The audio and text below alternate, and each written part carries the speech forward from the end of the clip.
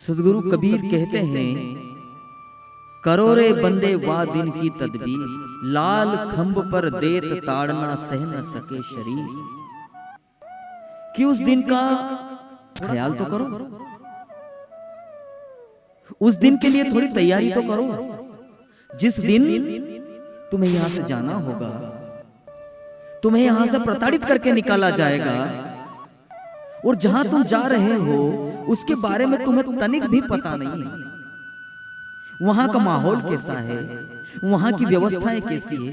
यहां तो आप और हम बड़ी व्यवस्थाओं में जीते हैं, यहां की बड़ी जानकारी है, लेकिन वहां का पता नहीं। एक कथा में आपसे निवेदन करूं, एक राज्य में एक ऐसी परंपरा थी कि उस राज्य में जो राजा होता था उसकी नियुक्ति सिर्फ 5 साल के लिए होती थी। जैसे हमारे यहाँ चुनाव होता है, तो कोई भी चुनाव में जो विजयी होता है, विजेता होता है, वो सिर्फ 5 साल के लिए होता है। तो राजा के सिंहासन को संभालने के लिए 5 साल बाद राजा का फिर से चुनाव होता था। पुराने राजा को राज्य की नदी के उस पार एक बहुत बड़ा विकराल भयंकर जंगल है, उस जंगल में भेज दिया जाता था।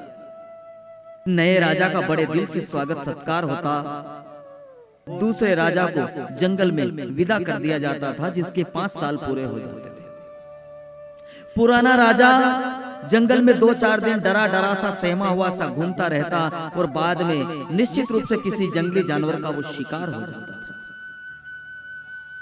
अच्छा, गांव में नए राजा की नियुक्ति की भी बड़ा अनोखा तरीका था।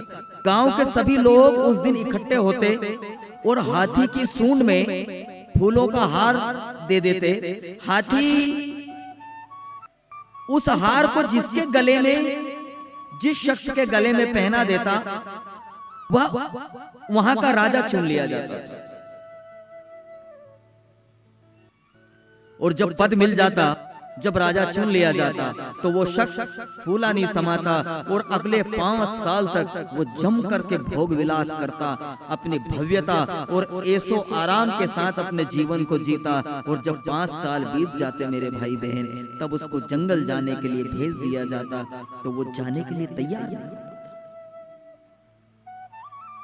क्योंकि कोई कैसे जाएगा इतनी भव्यता से, इतने ऐशो आराम से। जो 5 साल जिया है, उसको 5 साल पूरे होने के बाद अचानक से जब उसको जंगल भेजा जाए, तो क्या वो राजी होगा? लेकिन क्या करें, परंपरा है, और परंपरा के हिसाब से उसको जाना ही है, और नहीं जाएगा तो उसको जबरदस्ती रस्सी से बांधकर, घसीट कर, मार पीट कर और खूंखार जानवरों से भरे हुए उस जंगल में छोड़ दिया जाता।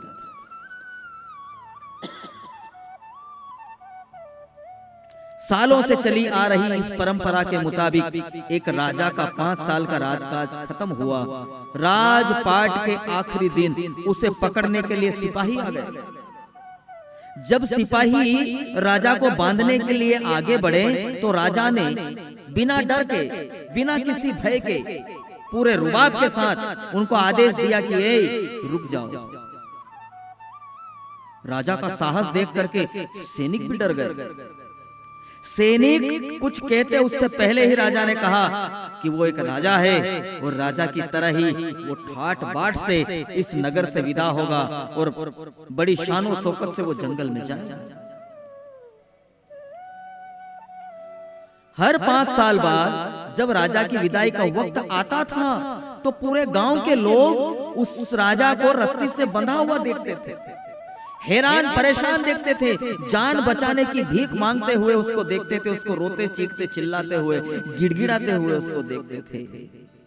लेकिन पहली बार ऐसा हुआ, पहली बार ऐसा हो रहा है कि राजा बड़े रोब से, बड़े रुबाब से हाथी पर बैठकर गांव से विदा हो रहा है।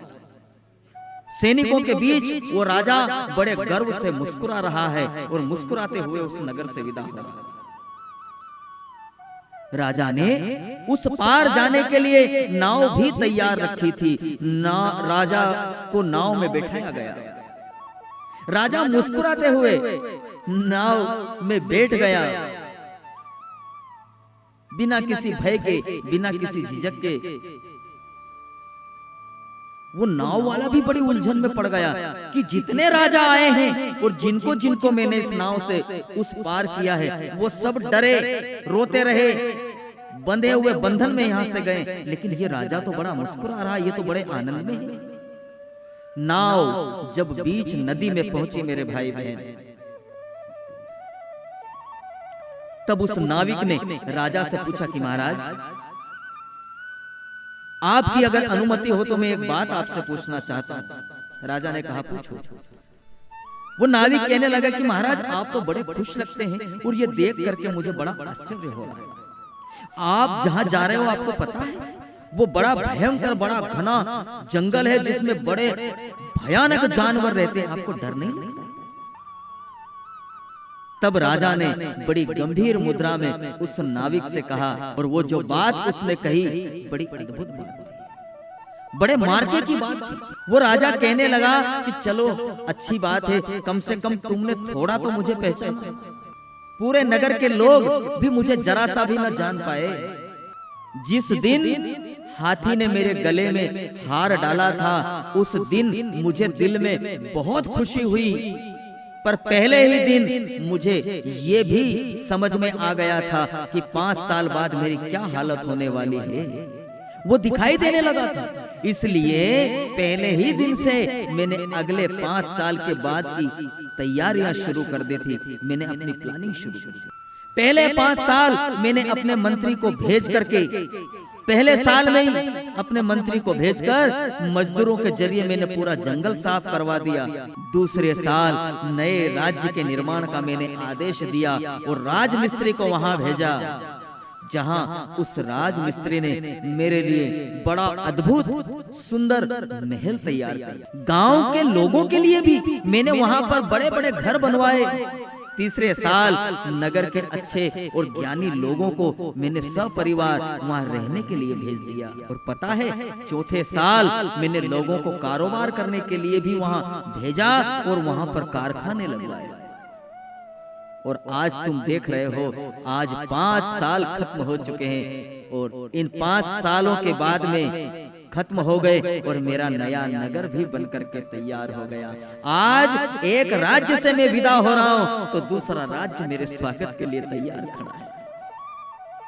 इस राज्य में परंपरा के मुताबिक राजा आए, 5 साल तक ऐशो आराम में डूबे रहे, पर मैंने भविष्य के बारे में, पर उन लोगों ने कभी भविष्य के बारे में नहीं सोचा और इसलिए वो अंत में दुख भोगते हुए इस दुनिया से ऐसे ही चले गए। दुनिया के लोगों को दोष मढ़ते हुए, भगवान को दोष देते हुए इस दुनिया से विदा हो गए मेरे भाई बहन। लेकिन मैंने आगे की तैयारी की,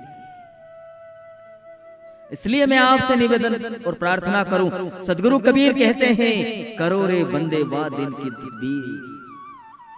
कुछ परलोक की तैयारी भी करें। हमको यहाँ से जाना है और जाना ही पड़ेगा, इसलिए जब जाना है तो हम कम से कम आगे की तैयारी तो रखें। और जो इंसान आगे की तैयारी नहीं रखता है, निश्चित मान के चलिए वो दुख भोगते हुए इस दुनिया से विदा होता है। इसलिए सदगुरु कबीर कहते हैं, अरे कबीर कमाई आपनी यहाँ रह करके, और हम ऐसी कमाई करें कि जब यहाँ से जाएं तो वहां हमको आगे मिले और हम आनंद के साथ रह सके। कबीर कमाई आपनी कभी न निष्फल जाए, और 7 समंद आड़ा फिर